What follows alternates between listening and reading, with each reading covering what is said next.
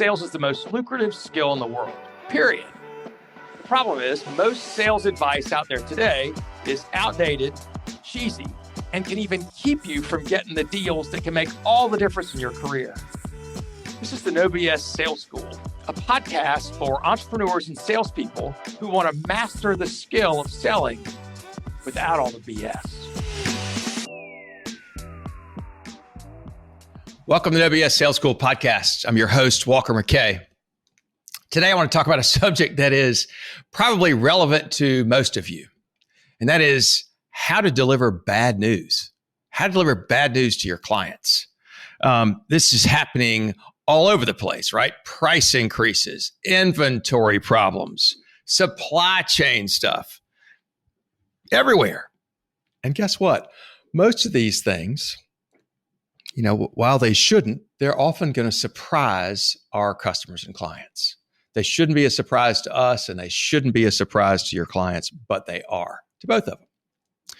What I found is most of the time when a salesperson has to deliver bad news, or when someone, not to be a salesperson, this works in life too, when you've got to deliver bad news, we go through a couple of emotional states. And one is where we are, we get defensive even before we say it because we know that it's not going to be taken well, or we assume it won't be taken well. And so we get nervous and therefore sound defensive, right? And if somebody does get upset, then we go, "Oh, it's just what's happening." And so it just sets up this bad interaction between you and the person that you're trying to help. So I want you to think about this a different way. I want you to think about this as a human being and how you might like bad news to be delivered to you, right? You want somebody to be straight with you. Absolutely you do. However, I want to talk to you about a kind of a thing, a human thing called rescue, a willingness to rescue. We like to rescue other people. Human beings like to be the hero. So remember, in our sales, when we're selling correctly, we want our buyer, we want our prospect, we want them to be the hero and us to be the guide. We want them to be the hero and us to be the guide, and the hero is who rescues. There's this concept about human beings having to rescue, and it's funny. I have a friend in Greenville, South Carolina, Frank O'Brien, and he's one of my dear friends.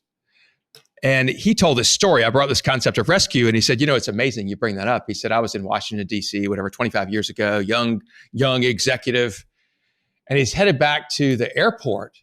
And he's getting ready to cross over, I think, the George Washington Bridge. And as he did that, as he was getting close to that, maybe a couple hundred yards, traffic jam, he stopped. And all of a sudden, basically, he sees this giant airplane crash into the Potomac. And he said, Walker, it was the damnedest thing. He said, it was just, I can't explain the horror that you go through and the emotions that are involved. And he said, I watched this plane crash. I couldn't believe my eyes. And he said, there was all of a sudden within moments of the plane crashing, within a moment, he said, there's this terrific force that opened up the door of his car, ripped him out of the car, dragged him towards the water, pulled his tie and shoes off. By the way, this is in December. Pulled his tie and shoes off and basically hoisted him into the water, where he swam out and started pulling people from the water, from the icy water, who were in that airplane. And he was helping them get to shore. And he said, Walker, that was not me. I'm not a hero. He said, that was some force I could not stop. And he said, that was the urge to rescue. And if you think about that urge to rescue, it's an innate thing, and it doesn't have to be a plane crash. Think about how some people, if you see somebody who's hurting and you're a real human being, right, you want to stop them from hurting. So if you think about this concept, all right, salespeople are supposed to be strong, and they're supposed to be the heroes. And what I would say is do the opposite. So when you've got to deliver bad news, I want you to, let's say, act like it hurts you worse.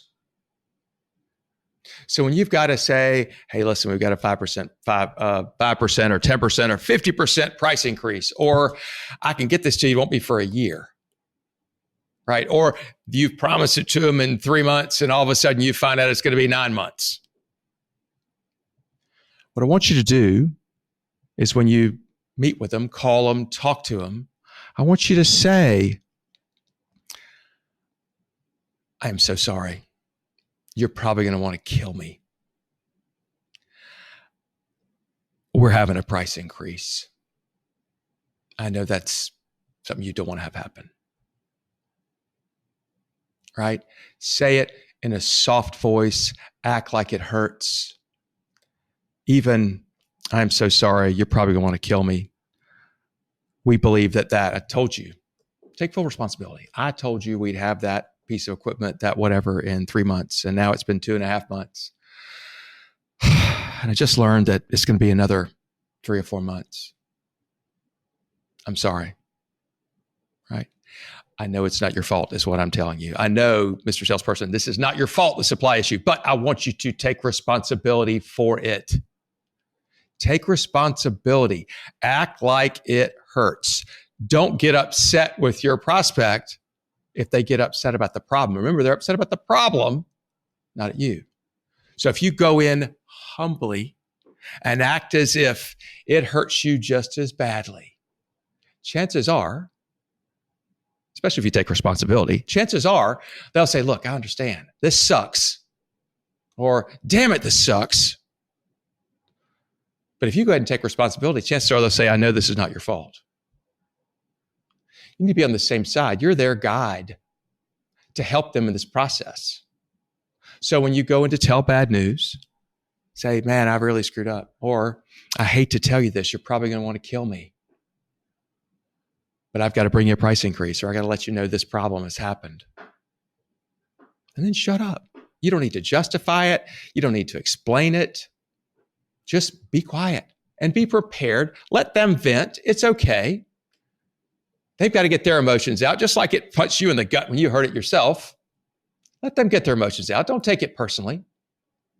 But as long as you take responsibility and say, look, this is my fault. I should have warned you about it. Or, I should have told you this was coming. Here's an even better thing. Tell them it's coming. When you start working with them, say, look, I got to tell you this. I worked with this guy a long time ago. He was in the commercial real estate business. His name was Cliff Kinder. Loved him. We call him the silver-tongued devil. We were showing apartment sites one time, and this is in the 90s. And he told this guy, my prospect from Atlanta, who was up here in Columbia, and he said, we got 14 apartment sites, multifamily sites in Columbia. There's a problem with every single one of them, a reason you shouldn't buy it, a reason that'll make it hard to develop. I'll show you each site and the problems they have, and then you can decide whether or not you want to deal with any of those problems. It blew me away when he said that. I was like, what the hell, Cliff? And then I realized what he was doing was just telling the truth, right? That was his way, and it was very professional, and it was done in a way that made sense and built trust between he and the prospect. And so if you've got somebody calls you about something and you say, look, I'm happy to share this to you. Happy to do this. Here's the thing. You're probably going to get mad. We're not going to have any of these on, we can put an order in, whatever, but we're not going to have them for 6 months, and it may be longer than that. Or you tell somebody ahead of time, look, right now we're in a place, everything's expensive. It's going to be more than you want to pay. I guarantee you. You just got to decide, does it make sense to do this now? By the way, you will not change people's minds. All you'll do is just learn sooner rather than later how committed they are to do something. Tell them the problems. As soon as a problem pops up, call and apologize. Take responsibility. Say, I'm so sorry this happened. And chances are the person will, after they calm down, will say, look, this is not your fault. I get it. This is not your fault. But be open with people and don't be defensive. I'm Walker McKay with No BS Sales. I've got a free mini course. If you'd like for listening to this podcast all the way to the end, it's 7 expensive sales mistakes and what you can do about them. The mini course, if you want to find that, is at www.7salesmistakes.com. 7salesmistakes.com. Go there, get the free mini course. Let me know what you learned from it. I'm Walker McKay with No BS.